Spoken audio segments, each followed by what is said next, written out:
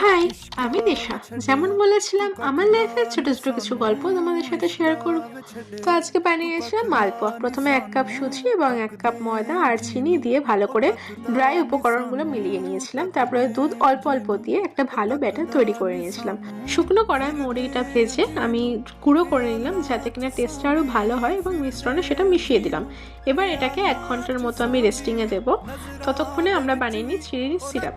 সেটা বানানোর জন্য আমি নকুলদানা ইউজ করেছি, কারণ বাড়িতে অনেকগুলো ছিল। তোমরা চিনি অবশ্যই ইউজ করতে পারো। ওর মধ্যে কয়েকটা ভাঙা এলাচ এবং স্যাফরনের স্ট্র্যান্ড দিয়েছিলাম, এতে স্মেলটা খুব ভালো হয়।